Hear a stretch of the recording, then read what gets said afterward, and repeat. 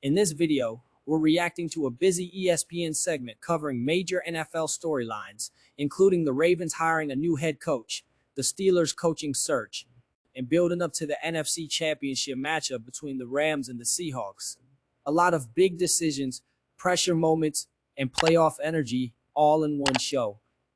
If you enjoy NFL reacts like this, don't forget to like the video and subscribe to the channel. Today, and we're going to dive into all of that, including we are going to do some game picks. What's up, everybody? We got RC, we got Mina, we got Swagoo. Dan is having some technical issues.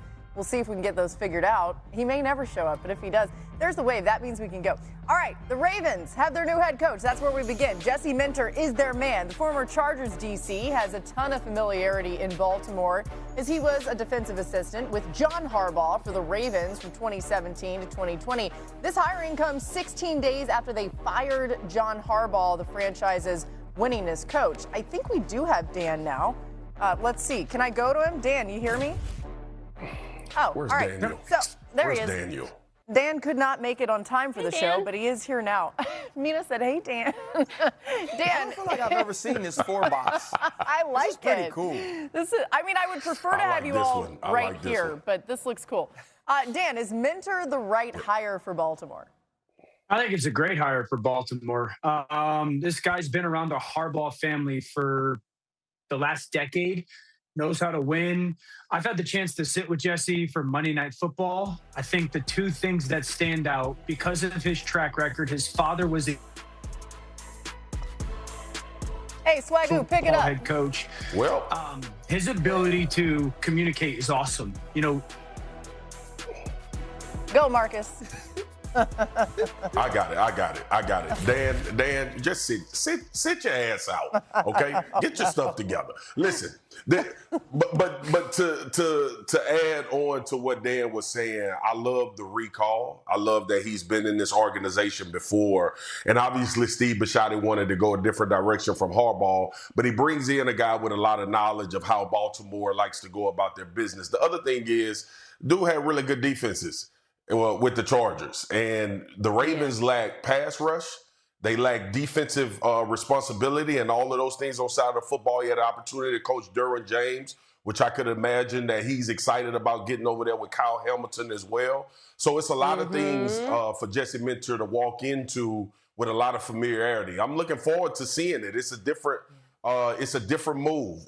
John Harbaugh was there for an extremely long time. I think a new voice, some new energy, and the response from the players, especially Lamar Jackson, but the players within the organization, everybody seems excited about this hire. So I think it's going to be a good move forward with a little bit of the old nostalgia of him being around this organization before. Yeah, I'm a fan of this hire as well. You guys remember when John Harbaugh was let go, I expressed my belief that the Ravens should go defense to try to rediscover their identity on that side of the ball. And I like the defensive candidates, including Jesse Minter. I thought he was excellent in L.A. This year, they Around this part, I really like the logic behind the Ravens hire. Going back to someone who already understands the organization just makes sense, especially after such a long era with John Harbaugh. It feels like Baltimore wanted change without completely losing its identity. The focus on defense, teaching, and development sounds good on paper, especially with the players they already have. were 7th in both EPA per play and success rate, despite the fact that while they have good players, they don't really have the same level of superstars as a lot of the other defenses you would see in that tier. I just think he got the most out of both veteran players. You mentioned Derwin James, who you really saw have kind of a renaissance with him. And obviously there's some, an analog in Kyle Hamilton, but also players like Dante Jackson at cornerback. I think Khalil Mack was excellent. And then young players. There were so many young players in this secondary in the linebacker group that I think played really well under him. So on one hand, you could say, okay, I really like the defensive mind, the scheme, the pressures, the coverage disguise, all of that. But he also appears to be a good teacher and developer of talent, which I think is a really important quality in a head coach. Yeah, first of all, is it my turn in NFL Squares? I'm very excited about this. Hi, Dan. We should do a Brady Bunch moment, you guys. You know what? I There think was a story. Wrong way. I think it's really cool that the Baltimore Ravens hired Jesse Minter, Harbaugh Jr. because that's kind of what it seems like, right? He's had an opportunity to work with both John and Jim. And so he has the understanding of delegation. He has the understanding of communication. But I also love the fact that you probably want him to be like a different coach that was in your system outside of John Harbaugh, and that's Mike Macdonald.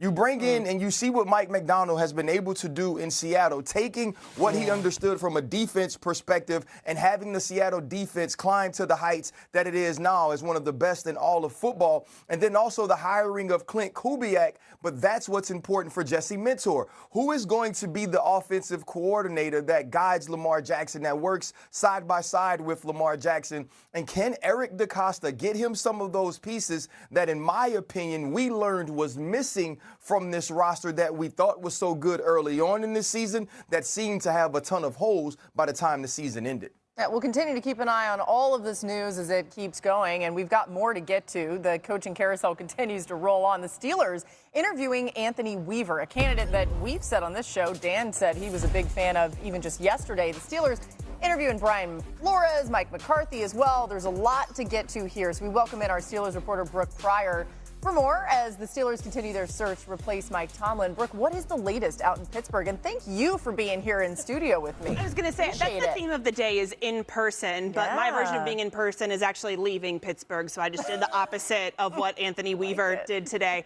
But it's funny, I was actually talking with a coach this morning who previously worked with Anthony Weaver on another staff, and the first thing he told me was leadership is off the charts. Another coach I talked with that worked with him said one word to describe this guy is focused. It is kind of crazy, though, to Here, the Steelers situation feels very different. You can tell they're being extremely careful. And honestly, that fits Pittsburgh perfectly. The coaching candidates aren't just being evaluated, they're also judging the Steelers. The lack of facilities and resources being mentioned is a big deal. If you want a top coach, you have to support him like a top organization, not just rely on tradition. Think about, we were just talking about a John Harbaugh descendant off of that lineage going to Baltimore. Imagine that in Pittsburgh. That's kind of crazy to think about, but he's 45. He fits the mold of what the Pittsburgh Steelers like. He is the third in-person candidate to interview Mike McCarthy, Brian Flores, Anthony Weaver. That means the Steelers have also now satisfied the Rooney Rule requirement, so they could hire someone at any time. But I don't think an organization that has only had 4 head coaches since 1969 is going to be rushing this hire. I would expect them maybe to take a little bit of time here. And one thing that was brought up to me in terms of these candidates coming into interview is that they are going to be interviewing Steelers brass as much as Steelers brass is interviewing them.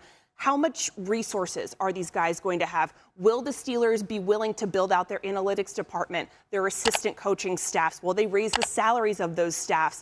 The facilities are also lag way behind the rest of the league. They share a practice facility with Pitt. There is not another team in the NFL that shares a practice facility with a college team. So there are a lot of things here that I think these candidates coming in are not going to be familiar with in their previous organizations, and they're going to need some assurances from ownership. Hey, you want to win right away. You don't want to have a year where you're not contending. Will you give me the resources to help me contend and compete in year one? Yeah, as you well know, there's great cachet with this job, but I'm glad you brought up some of those points, especially the point about the assistant coach salaries. These head coaches, these candidates, they come in wanting to fill out their staffs, and money's a big piece of that. Thanks to Brooke for the latest there. Speaking of coaching news, how about this? According to ESPN sources, former Colts quarterback and current St. Michael Catholic High School coach Philip Rivers is interviewing today for the Buffalo Bills head coaching job. We'll keep an eye on that one. Philip Rivers has been a big part of the news cycle here lately. All right, it's conference championship weekend. We're going to make some game picks later on, so stay tuned to that. But more on the NFC matchup between the Rams and Seahawks. Let's welcome in Lindsey Theory and Brady Henderson. Let's start in L.A. Lindsey, what's the feel around the Rams practice as we get closer to this Rams' third matchup with Seattle this season? Laura, I spoke with Sean McVay today, asked him what he's sensed from his team as they prepare for the NFC Championship. McVay tells me it's business as usual, and he loves that because consistency is important in these moments. Here's what he wants to see from his team: to be able to go cut it loose and have no regrets against what he calls a formidable opponent.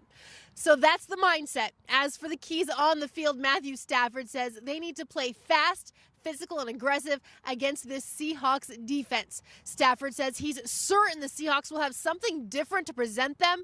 He says that's always the case, and the key will be how they adapt to it. As for the Rams defense, Jared Verse says they've had success against Sam Darnold, which includes 6 interceptions because of their approach.